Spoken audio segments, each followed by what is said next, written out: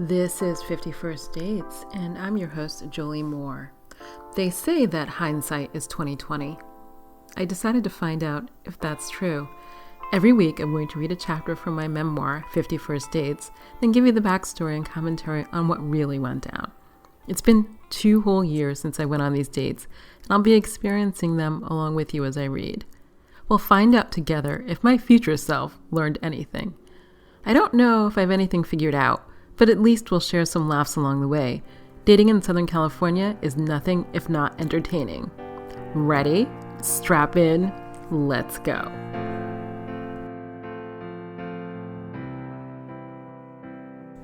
Welcome to 51st Dates, episode 45. This is your host, Jolie Moore. I'm sorry, I'm laughing because I tried to do this intro and then didn't understand why I couldn't hear anything, but it turns out you have to turn the microphone on. I'd probably muted it because I was doing a podcast, which I think will come out in December, and I needed to cut some kind of noise out of the background. I think my dishwasher. Anyway, how are you? It is Sunday morning. I've been biking. It's kind of cloudy, cool in Los Angeles. Even though I try to, actually I'm really cutting down on the relationship content that I'm consuming, I still dabble occasionally, mainly because there's stuff left on my Kindle. And I do read everything. And if I bought it, then I'm getting to it. But one of the things that I was thinking about this week is that part of the issue with dating is I felt like, how can I say this? I felt like these guys wanted me to hire me, or they wanted me to do a job for them, I guess, for free. So they wanted sex and they wanted companionship. And then they also wanted help with their work, no joke. There's this one guy, I think his name is Alexander, and that's actually his real name. And he, oh my God, he was an artist of some kind. I think he did stuff with found art. I don't remember all the details. And at some point I was like, oh, I don't do this texting thing. I was standing outside a theater. I remember this. I was like, I don't do this texting thing. Let's get together. And he was like, sure, but before we get together, I'm working on this project and I was hoping you could help. And I was like, I don't know you. Why would I help on this project? And so he never wanted to meet in person. So eventually, I texted him and I was like, it was great chatting with you, but if you don't want to meet in person, then I'm going to move on. And I thought that was it. And then every so often, he would text a request, oh, I'm looking for old photos, or I'm looking for X. Do you have any resources? And I was like, okay, so we're not even friends. I literally never met you in person. And while your creative pursuits sound interesting, I'm not going to help you. I have a job. It takes up a lot of my time, and I need to focus on that. But it happened again, actually, with a guy who has a website, and he was like, "Oh, have you seen my website? This is," and I met him in person, and then I met him in person, and I didn't date him, and then I passed him on Tinder. I was going back through Tinder matches and I saw that I apparently matched with him before I met him in person. God. And, I think LA is big. And I think I just pinged him on Twitter and I was like, oh, how ironic. We matched before we met in person. How are you or whatever.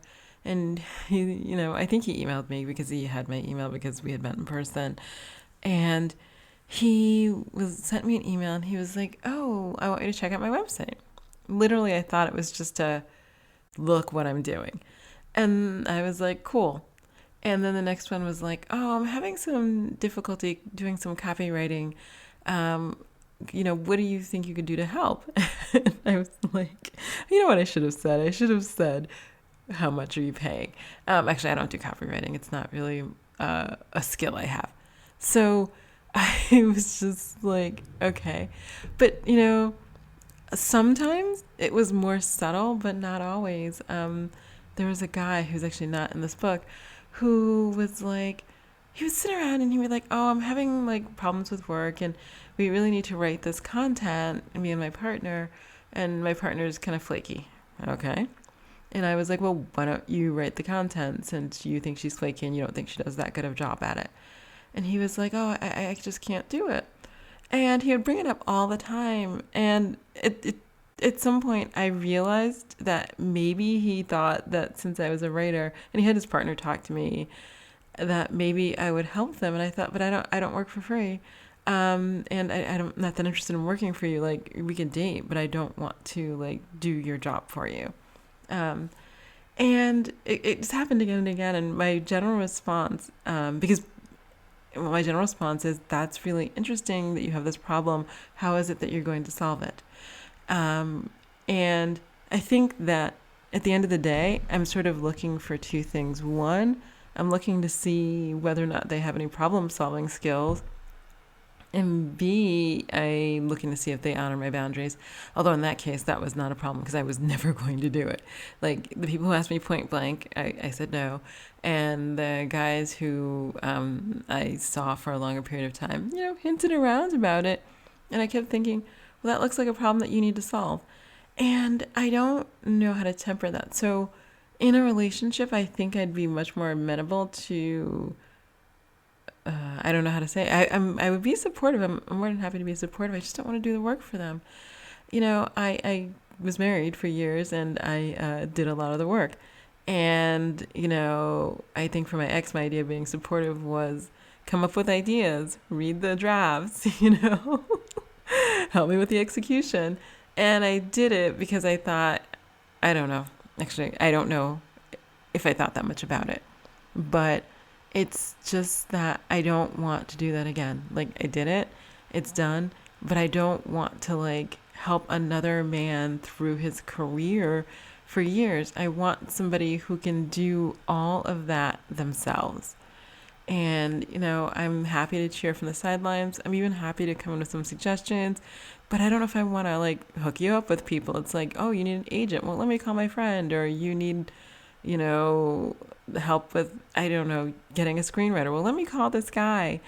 And I just don't want to facilitate all of that for other people because I'm going to tell you, at no point is that support coming back or reciprocal. Or sometimes people actually do offer to help me with things. And all I can think of is like this one guy. He sends me this graphic of like a book cover, a 3D book cover. And he's like, oh, isn't this great that I did this graphic for you? And I think, A, I have people that do that. B, if I need like a graphic on the go, I have like 1,000 resources that can do it in 4 minutes. And C, that's cute, but I didn't ask. Like, I didn't ask. And I know that guys have said to me that they don't know, dating me is hard because they don't know how I need them. And I need them to be an adult. I need them to grow up. I need them to be single. I need them to be solvent. I need them to like me. That's actually what I need.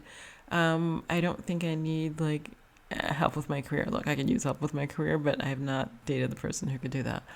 So it's just... dating, I want to be mutual. I don't want to be anybody's mother. I don't want to clean up for you.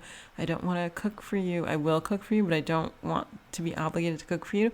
I don't want to be obligated to help you with your job, to support you, to pay for dinner. I just don't want obligation. All I want is love. And it's actually quite that simple.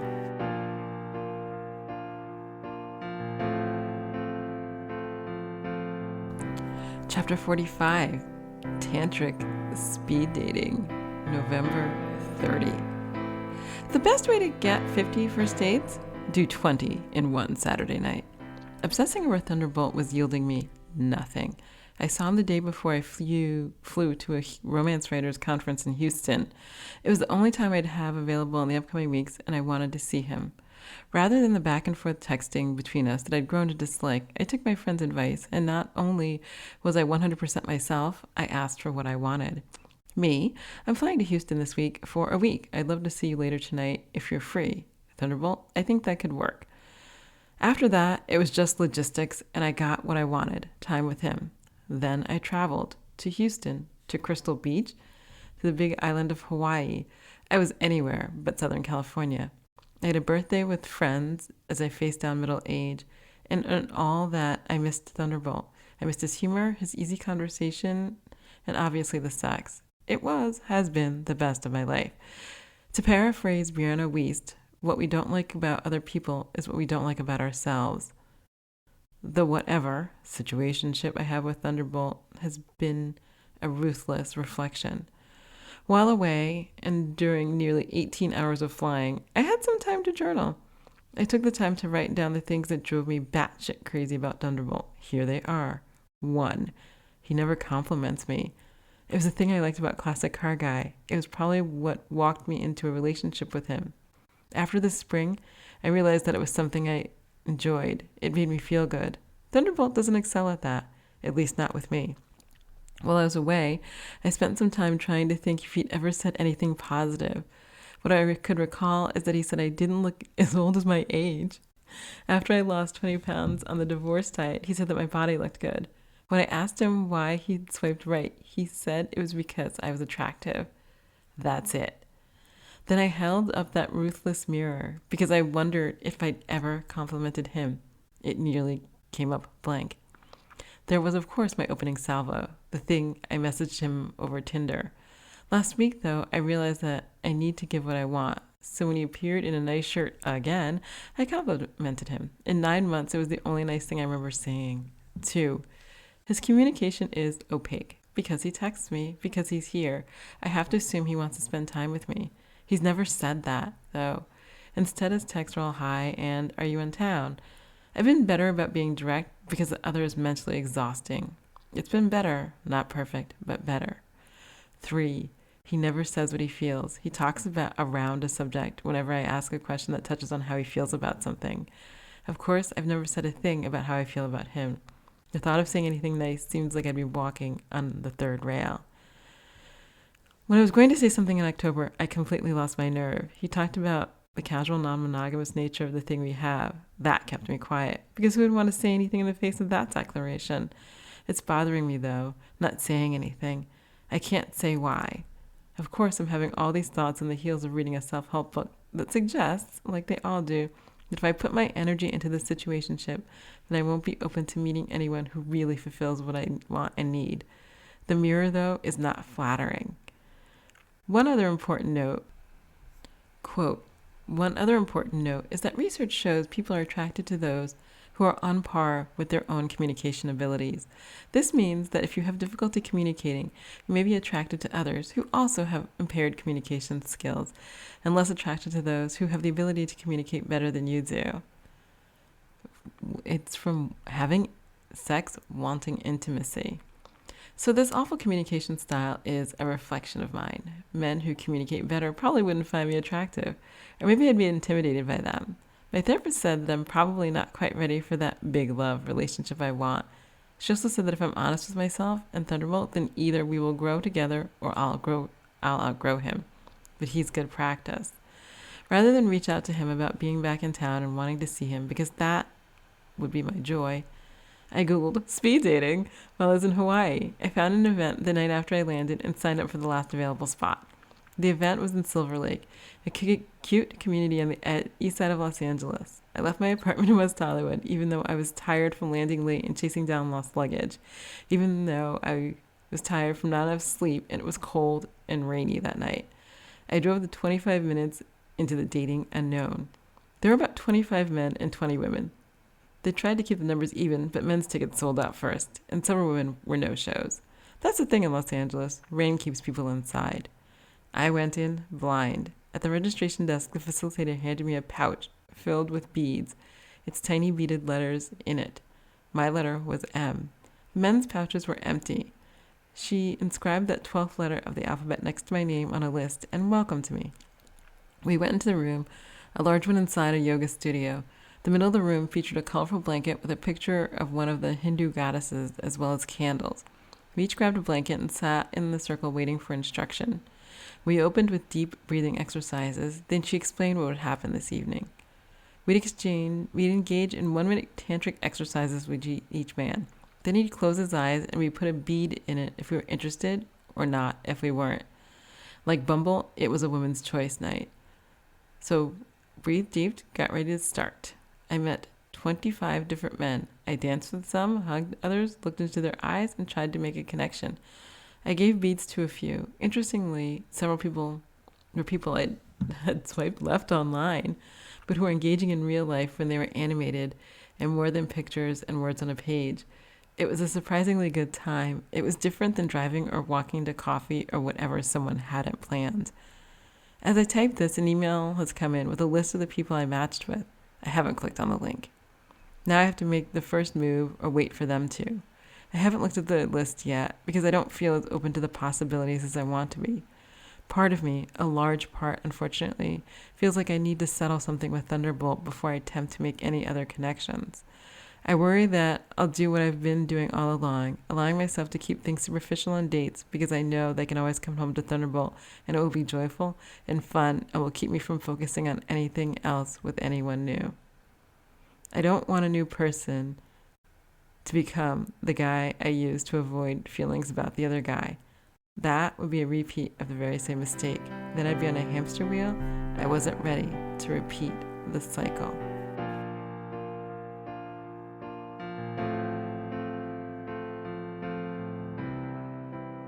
Oh my God, I completely forgot. There was the one guy I'd swiped right on Tinder who was at the Tantric speed dating, but what I had forgotten that there were people there who I had swiped left on, who if I'd met in person, I would have given a better chance. I completely spaced on that.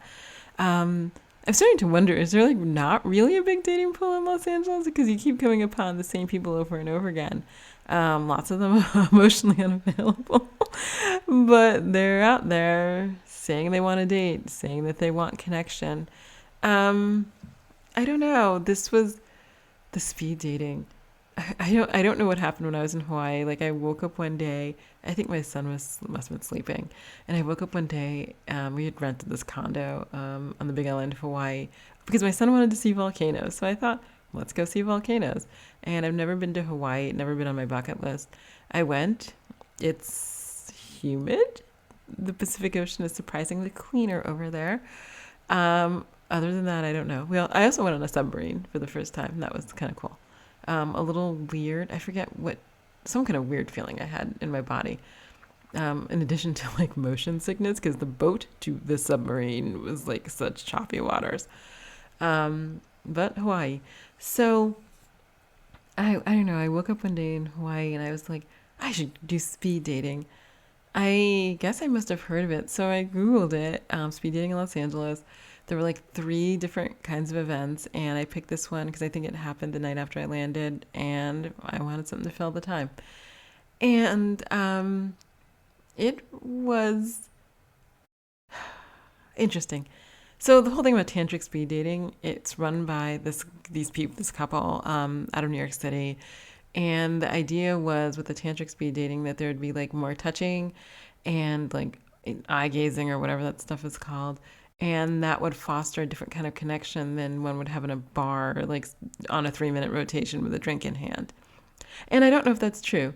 So what was interesting is that it involved like hugging and touching, and that is not something you obviously do with strangers.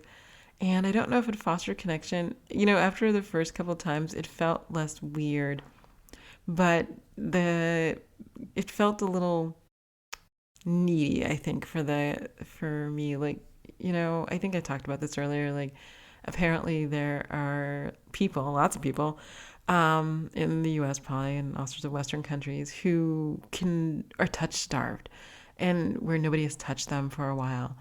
And what I felt that the men were getting out of the speed dating was like hugs and touches and affection, which is something they otherwise may have been starved for. I have a child who, you know, he's 11 and I'm still trying to get him off my lap. So I get a lot of human touch. And I have friends and they're huggy and, you know, I'm not touch starved. But it was that was sort of an interesting aspect. And then there were no age limits. So the youngest guy was like maybe like 25 and the oldest was 75, who there was some humor about that because I guess he comes to every one of these events. Um, whatever. And I it was not curated, I guess. It was only curated by the fact that people wanted to show up to the event. I think it may have cost like 40, $50. I don't remember that part.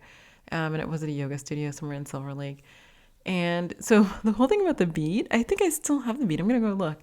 But the whole thing about the bead was that what you would do is, okay, what I did, I don't know what other people did, is that at some point, since these men were wearing these like pouches around their neck, I would like open the pouch and stick my finger in whether or not I put a bead in, because I didn't want people to feel rejected outright, like right in person, like in their face.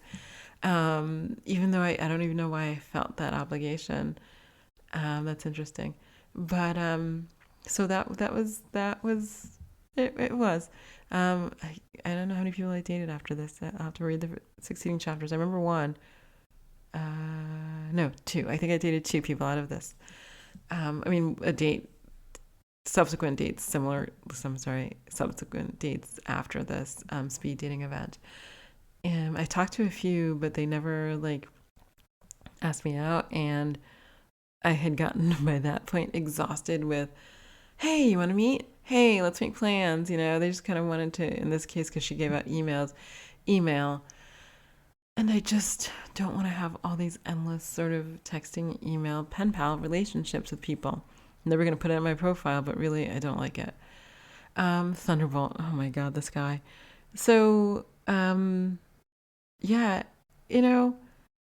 I'm trying to walk the middle ground because on one hand, I do appreciate a compliment. Like you want the person you're spending time with to think that you're smart or funny or pretty. Like that's what I want. Those are the three things I want. I want them to think I'm smart, funny, and pretty. And he never gave me that. I mean, never really. And, so in the chapter I asked why he swiped on me. And I wrote that he said I was attractive. But what I remember him saying in my head was, I must have found you attractive. And I thought, okay, well, you did in the thing, but now that you're laying here in my bed next to me, not so much. I really struggled with him because I wanted him to say that he liked me, wanted me, enjoyed spending time with me, and I never got it. And I don't know if it was like, I don't even know if there's intermittent positive reinforcement. I'm not sure there was positive reinforcement, but I really think maybe I did outgrow him because I can't have existed on that level of communication. I really want to spend time with somebody who's like, I like you, we like each other, we enjoy each other, you're great, whatever. And I to this day, I still haven't really gotten that. I don't even know how I get into relationships when nobody ever makes any declarations. But I need something more. I need a lot more. And what I got from any of these guys certainly wasn't it.